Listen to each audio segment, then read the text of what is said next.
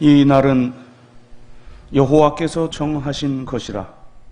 이 날에 우리가 즐거워하고 기뻐하리로다. 여호와여 구하옵나니 이제 구원하소서. 여호와여 우리가 구하옵나니 이제 형통하게 하소서. 주는 나의 하나님이시라. 내가 주께 감사하리이다. 주는 나의 하나님이시라. 내가 주를 높이리이다.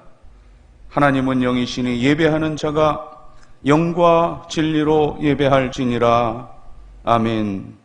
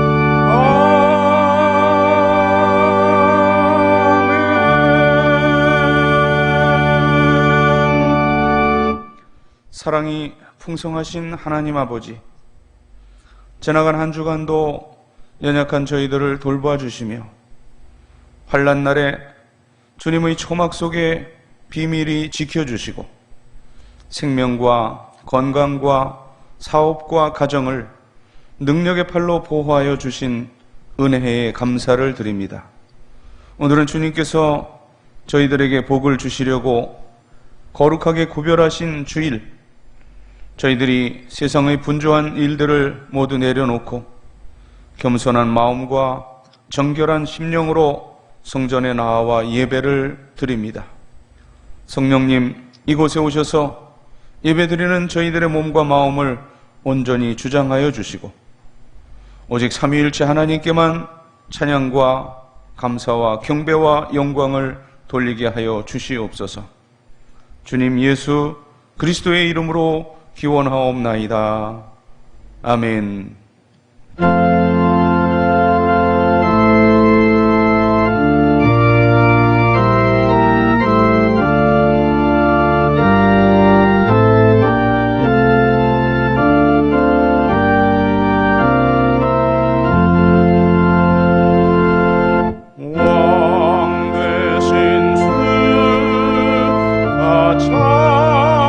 찬양하여라.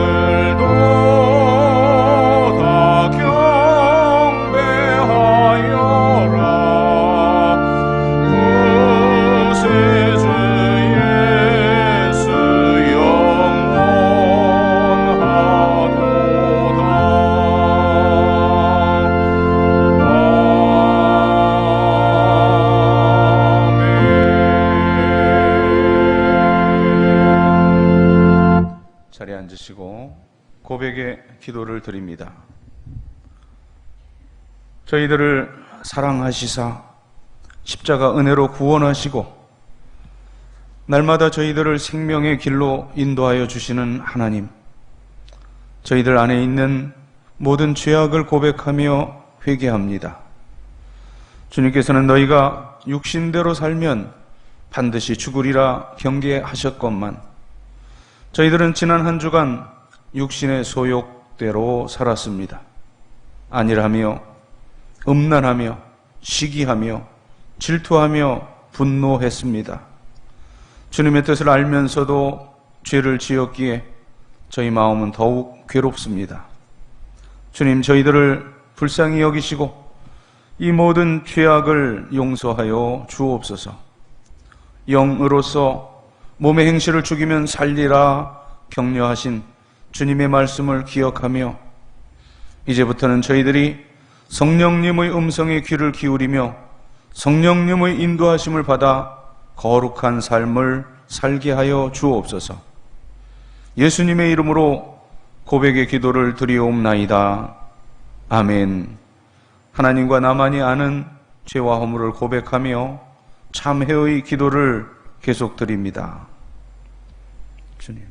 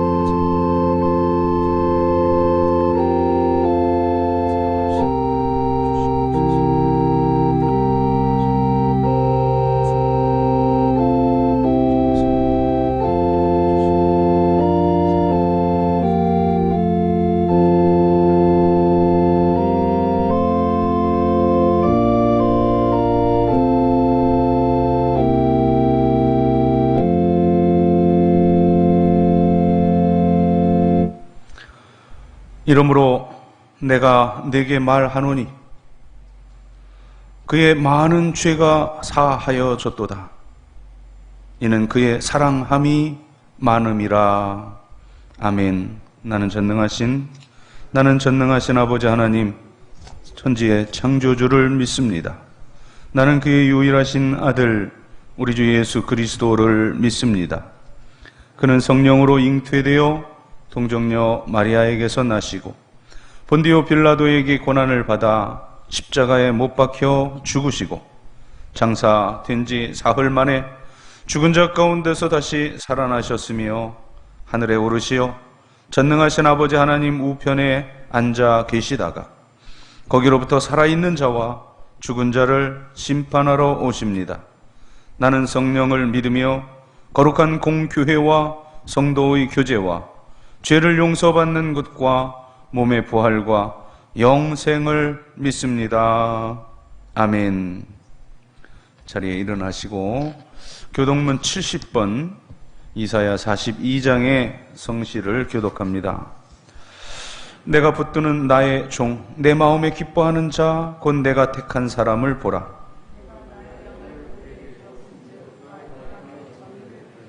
그는 외치지 아니하며 목소리를 높이지 아니하며 그 소리를 거리에 들리게 하지 아니하며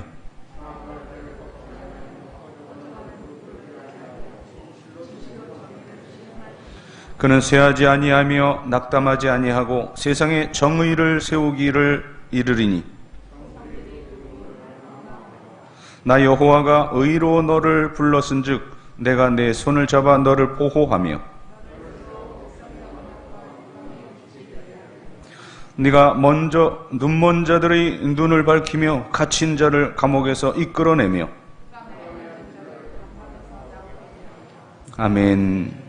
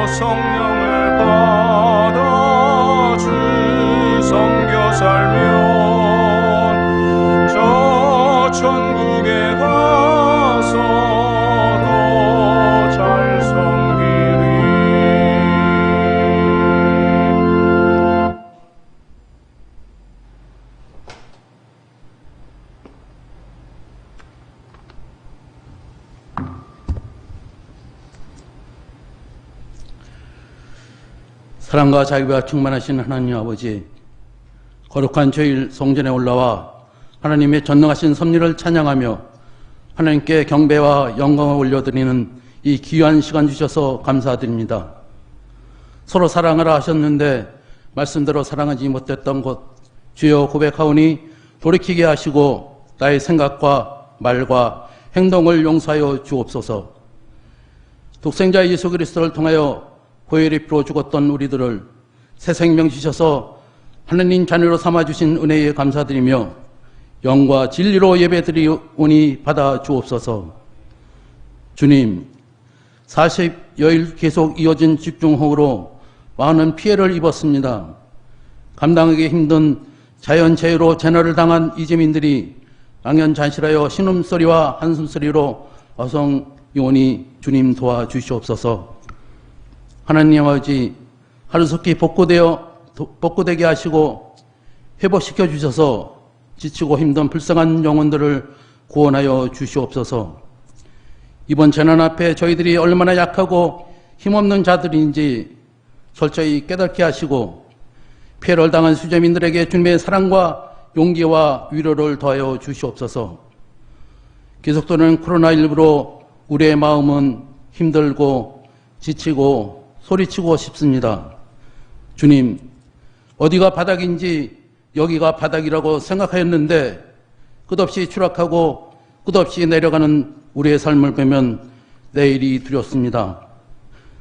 끝모를 두려움과 미래 앞을 생각하면 우리의 삶 속에 자꾸 부정적인 생각, 절망적인 생각, 누군가를 원망하는 생각에 붙들려 사는 우리가 되지 않게 하시고 괴로울 때나 슬플 때나 힘이 없고 연약할 때 눈을 들어 주님을 보며 모든 염려 주께 맡기며 주님 주시는 안식과 편안을 얻게 하옵소서.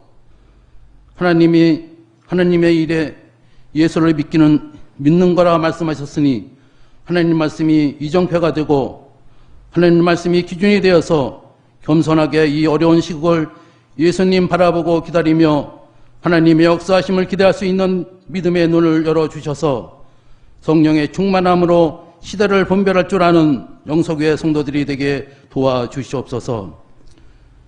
교회 학교 아이들을 위해 기도하오니 교사들에게 하나님이 공급해 주시는 힘으로 기도하게 하시고 능력과 은혜를 더하여 주셔서 말씀으로 잘 양육되어 한국교회의 미래와 하나님 나라의 소망이 되게 하여 주시옵소서. 대한민국 역사를 주관하시는 하나님, 이 나라 이 민족을 불쌍히 여겨 주셔서 공의를 베풀어 주옵소서. 하나님 말씀을 듣고 행하는 겸손한 백성이 되게 하옵소서. 계속되는 코로나 바이러스 피해로 한 치 앞도 예측할 수 없고 감당하기 힘든 환난과 고난, 역경이 닥칠지라도 우리의 모든 주님의 이름으로 극복하게 하시고 이번 위기를 기회로 삼아 이 나라 이 민족은 물론 한국교회를 바르게 세워가는 믿음의 파수꾼 주님의 제자가 되게 하옵소서. 남북으로 나눠진 이 나라가 주님의 복음으로 평화 통일되는 놀라운 축복의 역사가 일어나게 도와주시옵소서. 치유의 하나님, 전 세계에 만연해 있는 코로나19로 어려움을 당하는 환자들과 의료진들을 위로해 주시고 치유해 주셔서 이 어려움에서 건져 주시옵소서. 살아계신 하나님, 주님의 몸된 교회를 섬기며 맡겨주신 양떼를 보살펴 주시는 남상국 담임 목사님께 신령한 능력과 성령 충만함을 부어주셔서 하나님의 말씀을 대언하실 때에 영적으로 잠자는 자는 깨어 일어나게 하시고 죽었던 자들은 살아나는 역사가 일어나게 하옵소서. 부교역자들에게도 주님의 종으로서의 부족함이 없도록 채워주시고 인도하여 주시옵소서. 육신의 아픔으로 고통당하는 한우들을 하나님의 말씀으로 위로받게 하시고 어려움을 당해 아파하는 성도들이 간구하는 기도를 들어 응답받는 역사가 일어나게 하옵소서. 오늘 드려지는 예배를 온전히 하나님께 드리오니 받아주시고 성령이 충만한 예배가 되게 하옵소서. 우리를 구원하신 예수 그리스도의 이름으로 기도하옵나이다. 아멘.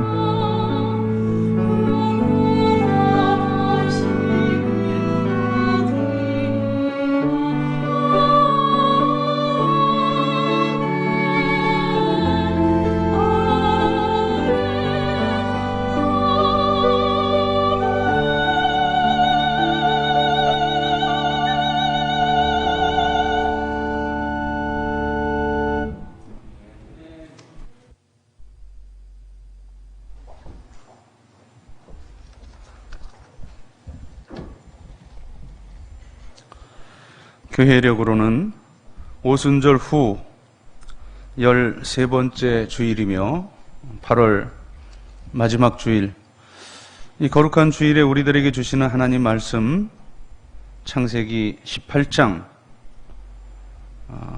창세기 내용을 전반적으로 보겠습니다만, 오늘 봉독하기는 창세기 18장 23절, 24절, 그리고 건너가서 32절, 33절 이렇게 넉 절만 있습니다. 창세기 18장 23절, 24절. 아브라함이 가까이 나아가 이르되 주께서 의인을 악인과 함께 멸하려 하시나이까? 그 성 중에 의인 50명이 있을지라도 주께서 그것을 멸하시고 그 50 의인을 위하여 용서하지 아니하시리이까? 넘어가서 32절, 33절. 아브라함이 또 이르되 주는 노하지 마옵소서. 내가 이번만 더 아뢰리이다. 거기서 10명을 찾으시면 어찌하려 하시나이까? 이르시되 내가 10명으로 말미암아 멸하지 아니하리라. 여호와께서 아브라함과 말씀을 마치시고 가시니 아브라함도 자기 곳으로 돌아갔더라. 아멘. 이스라엘과 요르단 국경 남쪽 부분에 바다라고 부를 만큼 큰 호수가 있습니다. 이 호수의 이름은 히브리 말로 얌 하멜라흐라고 하는 호수인데, 얌은 바다입니다. 바다라고 하는 단어이고, 이 하멜라흐라고 하는 이 단어는 소금입니다. 구약 성경에는 염해라고 번역이 되어 있는데, 그러니까 소금 바다라고 하는 뜻인데, 현대의 우리들은 사해, 그 죽음의 바다라고 그렇게 지칭합니다. 자, 얼마든지 좋은 이름들이 많을 텐데 왜 하필이면 이 호수를 죽음의 바다라고 부르게 되었는가? 이 사해는 이 북쪽에서 남쪽으로 세로로 길게 뻗쳤는데 길이는 약 75km 세로의 길이를 가집니다. 그리고 이 동서 가로폭은 좁은 곳은 4km에서 넓은 곳은 16km나 되는 그런 거대한 호수입니다. 이 해수면 높이는 해면보다, 이 바다 면보다도 더 394 내지 396m나 낮은, 이 지구상에서 가장 낮은 물입니다. 자, 북쪽에 그 주류인 요단강을 비롯해서 이 이스라엘과 이 요르단에서 많은 지류들이 그 사해로 그 담수가 흘러 들어가는데, 민물이죠, 민물. 그런데 이 물이 다시 어디로 빠져나가지 않고 그대로 그 사해에서 다 증발해 버립니다. 어쩌다 홍수가 나서 그 사방 지류에서 물이 쏟아져 들어와도 수위는 잠깐 3m, 4m 그렇게 올랐다가 아주 빠르게 증발합니다. 그 수면 위를 날아가는 새는 한마디도 살아남지 못한다고 하는 실로 무서운 바다, 그 이름대로 사해, 죽음의 바다입니다. 오늘 말씀과 연결되는 다음 장인 19장을 보면 이제 이 하늘로부터 유황불의 심판을 받고 멸망한 이 소돔과 고모라가 여기 이 죽음의 바다로 남아 있는 겁니다. 오늘날도 이곳을 지나가는 여행자들은 한결같이 말합니다. 아직도 유황 냄새가 난다고. 이 고고학자들의 연구에 따르면 이 지역은 본래 아주 아름다운 지역이었다고 그렇게 분석들을 합니다. 실제로 창세기 13장 10절을 보면 이제 롯이 아브라함과 헤어지게 됩니다. 아브라함이 그 주권을 주죠. 주도권을. 네가 우하면 내가 좌하리라, 네가 좌하면 내가 우하리라 할 때, 그 거할 땅의 선택권을 받았을 때 이 롯은 그 소돔과 고모라 땅에 욕심을 가집니다. 자, 멀리서 바라보니 그 소돔과 고모라 땅은 물이 넉넉할 뿐만 아니라 초원이 푸르고 아름다웠습니다. 그래서 창세기 10장, 13장 10절 그 마지막 부분을 보면은 그 소돔 고모라를 표현하기를 여호와의 동산 같고, 그리고 애굽 땅과 같았더라 기록하고 있습니다. 자, 이 여호와의 동상 같았다는 것은 무슨 뜻이에요? 하나님께서 아담과 하와를 위해 그 복지로 그렇게 허락하여 주셨던 에덴 동산과 같았다는 그런 말입니다. 또 애굽 땅과 같았다는 것은 그 발로 그 나일강에 물을 끌어들여 풍요로운 농사를 짓는 그런 풍요로운 땅이라는 그런 뜻입니다. 자, 그처럼 비옥한 땅이었고 이 아름다운 도성이 있는 곳인데 이처럼 하루아침에 멸망하여서 죽음의 바다가 되어버렸습니다. 자, 창세기 14장을 보면 이 소돔과 고모라 땅에 전쟁이 있었으나 그러나 그 전쟁이 멸망의 원인은 아니었습니다. 뭐 아시다시피 인류 역사, 어느 도시를 막론하고 한 번도 전쟁을 겪지 않았던 곳은 없었습니다. 이 소돔과 고모라에 전쟁이 있었어요. 그리고 이제 그 연합군에 의해서 이제 패전을 당합니다. 왕과 백성들이 이제 포로로 끌려가고 그리고 그 모든 재산은 다 노략질을 당합니다. 이제 아주 멸망할 뻔했지만 그러나 이제 하나님께서 다른 길을 열어 주셔서 그들을 구원해 주시는데 그 끌려갔던 포로 중에 이 아브라함의 조카인 롯이 섞여 있었던 까닭에 이 아브라함이 훈련된 자기의 종들 318명을 거느리고 나아가서 싸워 이겼습니다. 자, 이 조카 롯을 도로 찾아왔어요. 오늘 우리가 읽었던 이 창세기 18장 또 이어지는 19장도 바로 조카 롯 때문에 아브라함이 중보기도 하는 그런 내용이 18장에 들어있는데 자, 이제 그 전쟁에서 롯을 다시 찾아왔고 이 소돔과 고모라 그 왕들이 복권되고 그리고 빼앗겼던 탈취되었던 재산도 회복이 되었습니다. 이제 이들이 다시 성을 쌓습니다. 소위 이 경제적인 그리고 모든 정치적인 재건을 다시 이룩하게 되는 것입니다. 하지만 이 도덕적으로 그리고 신앙적으로 그들은 재건하지 못했습니다. 회개할 줄 몰랐다는 것입니다. 참으로 이 소돔과 고모라는 그처럼 큰 전쟁을 치르고도 회개하지 않고 다만 그 무너진 성만을 복구했을 뿐입니다. 결국은 죄로 인해 망한 것입니다. 창세기 13장 13절은 소돔과 고모라에 대해서 이렇게 평합니다. 소돔 사람은 여호와 앞에 악하여 큰 죄인이었더라.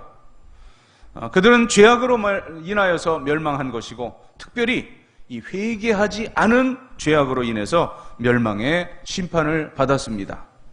이 사실에 대해서 예수님도 친히 그것을 주석해 주십니다. 누가복음 17장을 보면 예수님께서 이 친히 소돔과 고모라에 대해서 말씀하시는데 먼저 이제 노아 홍수를 예를 들어요.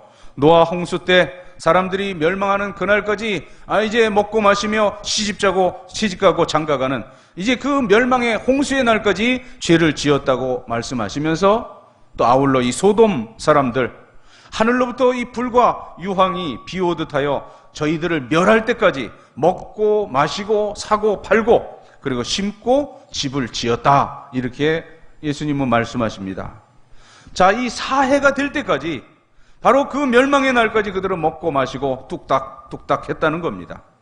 이 회개하지 않은 이 죄로 인하여서 결국은 멸망하고 말았습니다.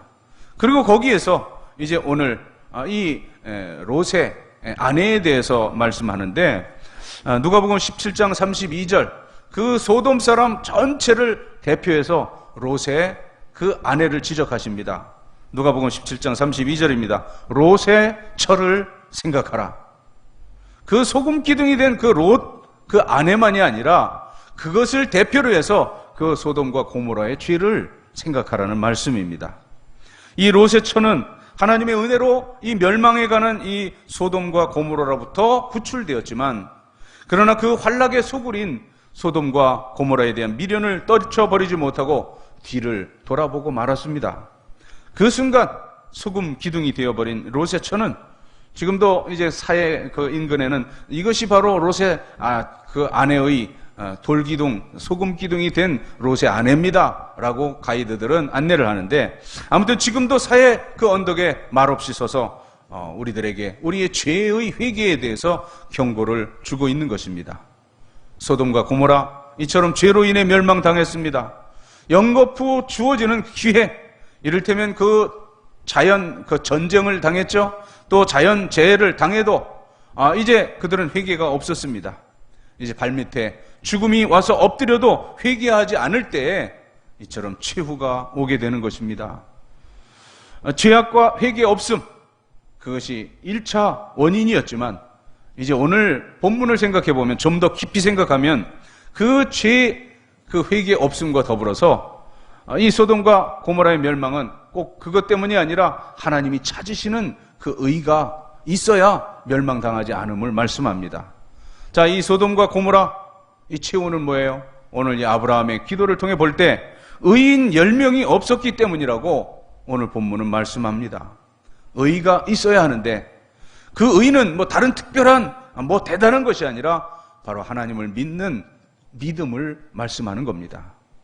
이 사람의 인격, 행위가 완전하지 못하더라도 하나님을 받아들이는 그 전적인 은혜를 수용하는 의, 곧 믿음이 있을 때 하나님께서는 그것을 보시고 그 모든 허물은 다 덮어 주십니다.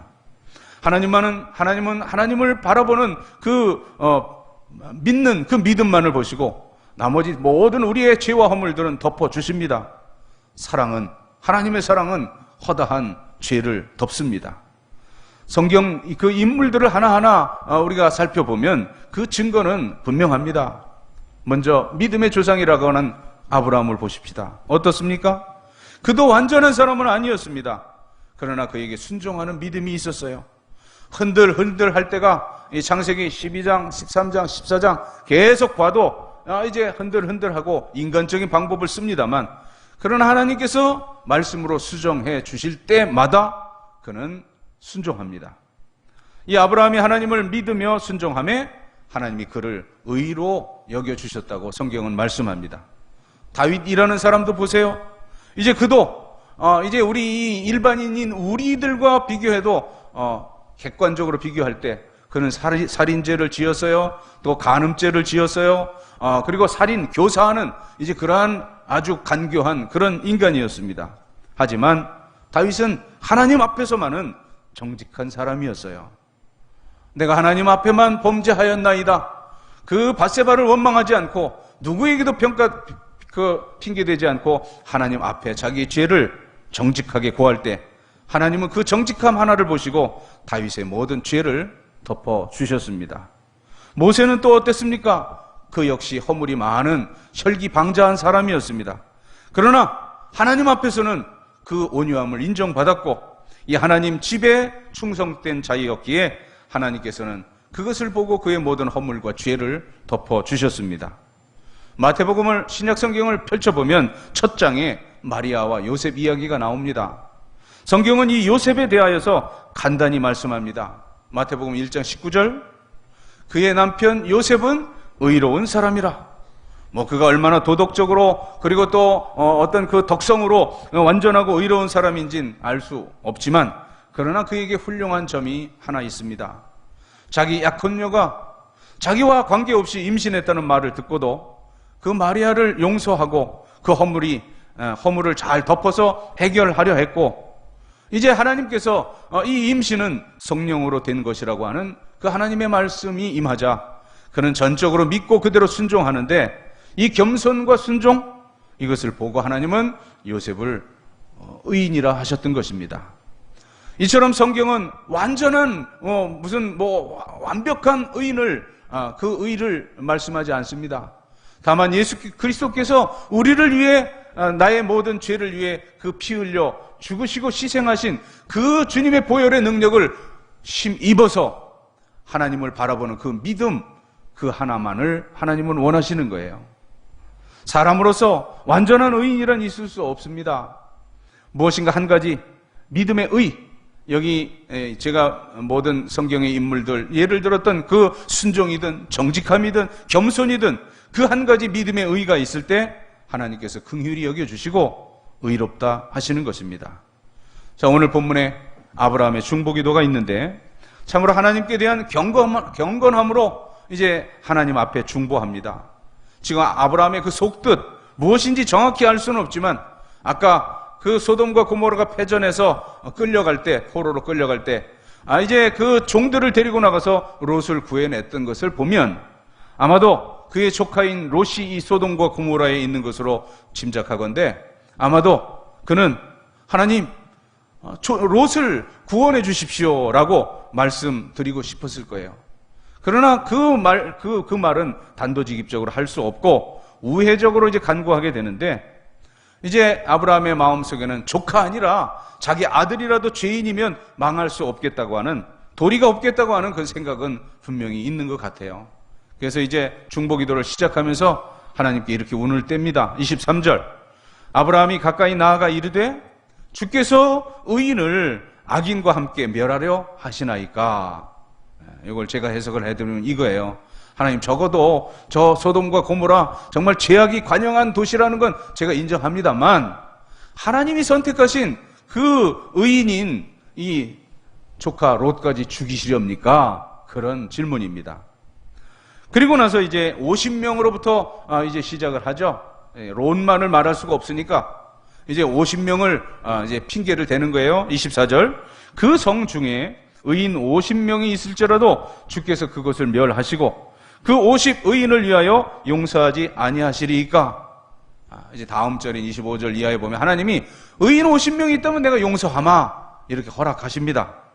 그런데 의인 50명 찾아오면 용서하시겠다는 이 허락을 받고도 아브라함은 자신이 없었던 것 같아요. 자, 50에서 5명을 줄여서 45인 하더니 40, 30, 20, 그리고 이제 마지막 부분에 끝내 이 10명으로 줄여버립니다.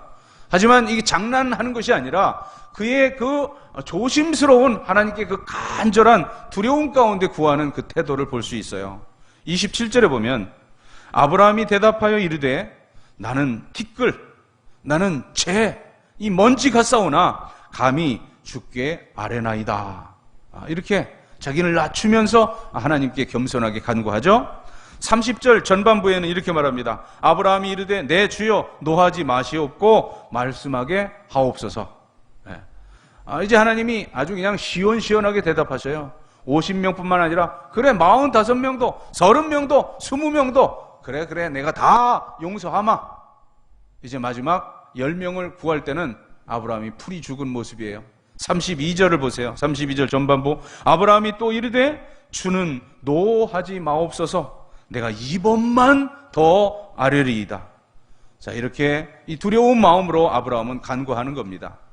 바로 여기에 문제의 핵심이 있는 겁니다. 자, 이스라엘 백성들이 요단강을 건너 여리고성을 정복하고 아이성을 점령하려 할 때 그들이 군사가 부족해서 패한 것입니까? 아니면 무슨 전략이 잘못됐습니까? 사기가 모자랍니까? 그 철옹성 여리고성을 무너뜨렸던 그러한 그 하나님의 능력을 경험한 이 이스라엘입니다. 이제 그러한 어떤 외적인 요소가 부족해서가 아니라 거기 아간이라고 하는 사람 하나가 하나님의 명령을 거역했습니다. 그 한 사람 때문에 전쟁에서 패했는데, 자, 이제 뒤집으면 오늘 반대로 이 의인 10명만 있으면 비록 이 소돔 고모라 이 죄가 아무리 많다고 하더라도 하나님은 그들을 용서하시겠다고 약속하십니다. 의인 10명이 그들의 죄를 무슨 대속한다는 그런 뜻이 아니라 다만 하나님의 은혜와 하나님의 자비로서 이제 이 소돔 고모라가 최후를 맞지 않을 수 있다는 그런 말이고, 지금 다시 이 시간 의인 10명이 있어도 내가 사하리라 하는 이 말씀은 마지막 그 회개와 또 구원의 기회를 열어주신 그런 하나님의 약속입니다. 자, 여기 최후라고 하는 것은 이 회개의 기회를 다시 얻지 못하는 그 마지막을 뜻하는데, 이제 그 하나님이 찾는 그 믿음에 아주 지푸라기 같은 그러한 그 믿음이 있다면 하나님은 덮어주시겠지만, 그러나 이제 그 하나님이 찾는 그 작은 의가 거기에 있지 않을 땐 더 이상의 긍휼이나 자비가 없는 그야말로 끝인 겁니다. 그것이 소돔과 고모라가 사해가 된 결과입니다. 자, 멸망당할 뻔했던 니느웨 성도, 이제 회개할 때 하나님께서 용서하십니다. 멸하겠다 하시고서 용서하시는 그 하나님, 요나는 못마땅했습니다. 그래서 원망하고 불평하고 죽여달라고까지 경고망동하지만 하나님께서는 요나에게 말씀하십니다. 요나서 마지막 절에 4장 11절, 하물며 이 큰 성읍 니느웨에는 좌우를 분별하지 못하는 자가 12만 명이요 가축도 많이 있나니 내가 어찌 아끼지 아니하겠느냐 말씀하십니다. 요나서는 거기서 끝나요. 요나가 깊은 깨달음을 가지고 그 하나님 자비와 하나님의 그 긍휼에 굴복한 것입니다. 이 큰 성읍에 좌우를 분별하지 못한다는 것은 바로 어린아이들을 뜻합니다. 어린아이들만 해도 12만 명인데 회개하는 이들을 내가 구원하나니 그것이 마땅치 아니하냐 하나님께서 말씀하시는 것입니다. 여러분, 이제 다른 어떤 외부적인 거 보지 마시고 나 자신의 의에 대해서 생각해 보십시다. 재미있는 우화, 우리 잘 아는 그 어릴 때 많이 보았던 그 이야기 있죠? 돼지 새끼 12마리 얘기 잘 아시죠? 돼지 새끼들이 소풍 갔다 돌아오면서 제일 큰 형이 이제 헤아려 봅니다. 분명히 12마리인데 형제가 11마리밖에 없는 거예요. 둘째 형이 세어봅니다. 또 다른 놈 막내까지 다 세어봐도 누가 세어봐도 다 11마리예요. 문제가 무엇이었습니까? 12마리 모두 자기는 세지 않고 다 다른 사람만을 세웠습니다. 여러분, 이제는 더는 우리가 세상을 탓하지 마십시다. 남 탓하지 말고 누구도 허물하지 마십시다. 더구나 지난 이야기, 그의 쓰리고 아픈 과거를 더구나 들춰내지 말아야 할 것이에요. 어리석은 말 이제는 그만두시고 이제 여기서 말을 멈추고 이제 모든 원망을 끝내십시다. 그리고 하나님이 원하시는, 나에게 원하시는 내 의를 생각해 보십시다. 이 세상에 아무리 죄가 많고 이 소돔과 고모라 같다 해도 그 의인 10명만 찾을 수 있다면 멸망치 않으리라 주께서 말씀하시는 것입니다. 오직 어떤 세상의 그 공로와 또 세상의 어떤 업적이 아닌 오직 십자가에서 흘려주신 주님의 그 피만 의지하는 그 의인 한 명을 오늘도 찾고 계십니다. 사회의 죄가 문제가 아니고 세상의 악이 문제가 아니고 그게 아니라 내 자신이 하나님 앞에 의인이냐, 이것 하나가 문제인 겁니다. 내가 믿음으로 의인 그 10명에 들 수 있느냐, 그것이 문제인데 그 숫자 10명이 중요한 것이 아니에요. 예레미야 5장 1절에는 하나님은 그 의인을 한 사람 찾고 있어요. 예레미야 5장 1절입니다.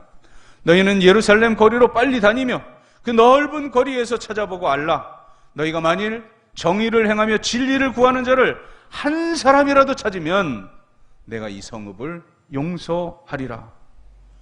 예루살렘에 의인 10명이 아니라 단 한 명의 의인이 없었다. 참으로 답답하고 안타까운 일입니다. 물론 죄로 인해 이 세상이 망합니다. 최후의 종말은. 그러나 그 죄의 값이지만 그러나 그 앞에 믿음, 바로 의인이 없기 때문이라는 사실을 우리에게 말씀하십니다. 나 자신의 의의를 보십시다. 내가 하나님 앞에 어떤 모습으로 서 있는가, 거기에 우리의 관심을 집중하십시다. 자, 이 경제다 어쩌다 하지만 경제 이만하면 넉넉합니다. 정치가 어떻고 하지만 그러나 문제 없습니다. 다만 의인이 없는 데에 멸망이 있는 겁니다. 의인 10명을 찾으라가 아니라 네가 바로 믿음의 의인이 되라. 그리하면 내가 네 가정을, 이 한국교회를, 이 대한민국을 사하리라.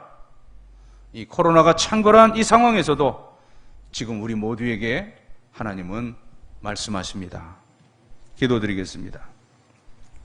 주님의 은혜 충분합니다. 십자가 그 은혜 완전하고 영원합니다. 하나님, 오늘도 주님께서 허락하여 주신 그 완전한 영원한 구원을, 그것을 수용하고 믿음의 의인이 되라고 말씀하시는 주의 음성을 들어사오니 하나님, 이제는 세상 탓하지 말게 하시고 온전히 하나님 앞에 아름답게 서는 주님이 원하시는 의인으로 살게 하여 주시옵소서. 예수님의 이름으로 기도드리옵나이다. 아멘.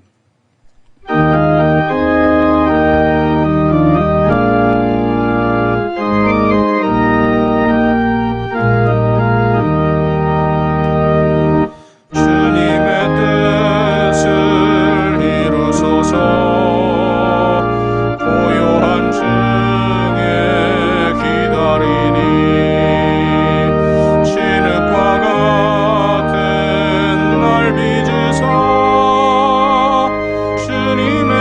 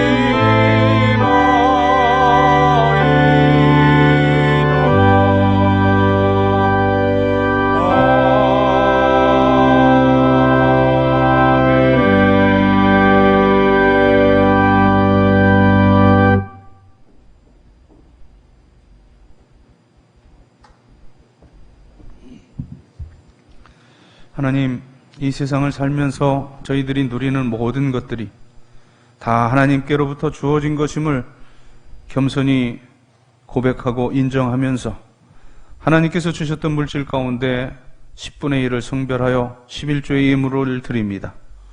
오늘 드리는 이 액수의 100배, 60배, 30배라도 드릴 수 있는 풍성함을 소득의 복으로 허락하여 주옵소서. 감사하는 성도들 감사의 열매 가득 안겨주시고 생일맞아 감사하는 성도들의 앞날이 살아온 모든 날에보다 갑절이나 복되고 복되게 하시옵소서. 선교, 구제, 건축, 장학, 이제 여러 목적 담아 예물 드려 싸운데 그 열매 취하시사 하나님은 영광을 받으시되 사랑하는 성도들의 그 모든 삶이 하나님의 위대한 목적을 이루는 그러한 삶을 살게 하여 주시옵소서. 오늘도 또 드리지 못하여 안타까워하는 그 마음들 만져주시고 풍성히 드릴 수 있는 앞날도 열어주시며 귀한 물질 쓰여지는 곳에는 하나님 나라 확장의 열매와 또 아름다운 천국 그 확장의 열매가 가득하게 하여 주시옵소서.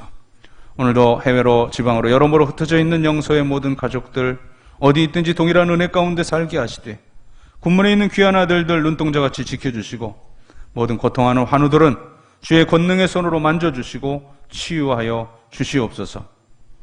주님, 또한 가정 원하는 기도의 제목들, 소망들 주 안에 아름다운 열매로 맺어져서 우리를 바라보는 이 세상의 모든 불신의 사람들이 나와 내 가정, 내 가문과 함께 하시는 살아계신 하나님을 발견하고 주께로 돌이키게 할 수 있는 그런 증거와 이적과 표적이 풍성한 신앙 명가들 되게 하여 주시옵소서. 감사드리며 축복하오며 예수님의 이름으로 봉헌의 기도를 드리옵나이다. 아멘.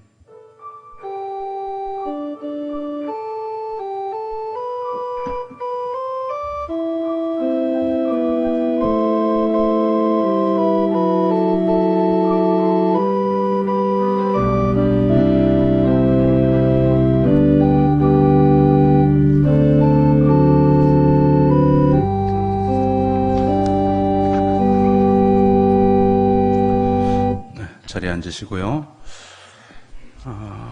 일단은 오늘까지 대면 예배를 드리기로 이렇게 비대면 예배로 드려지기로 했는데 잘 지켜보시면서 이제 저희도 새벽 그리고 수요 다시금 공지를 드리겠는데 참 마음이 아픕니다. 여러모로 우리 나름대로는 우리 교회 나름대로는 최선을 다해서 어떤 그 시책에 또 잘 따르면서 예배를 드리고 있는데 일부 교회들로 인해서 전체 한국 교회가 지금 어떤 지탄을 받는 그런 대상이 되어서 안타깝지만 그러나 또 하나님께서 이것을 역전의 기회로 또 허락하셔서 한국 교회가 거듭날 수 있는 그런 계기로 삼아 주시리라는 그런 믿음과 소망도 있습니다.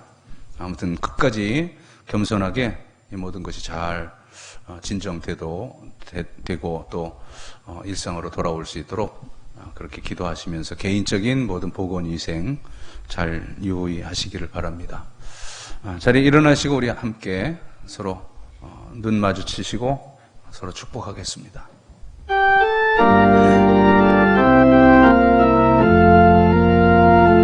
주의 사랑으로 사랑합니다. 주의 사랑으로 사랑합니다. 형제 안에서 주의 영광을 보며 주의 사랑으로 사랑합니다.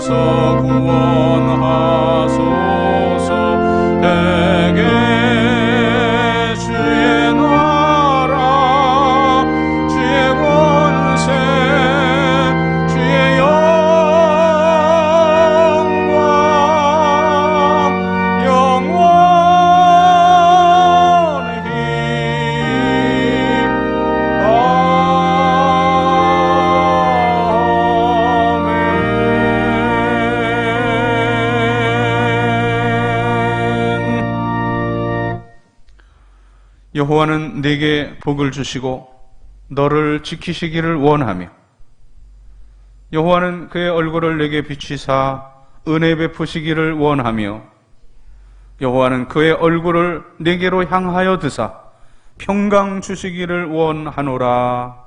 아멘.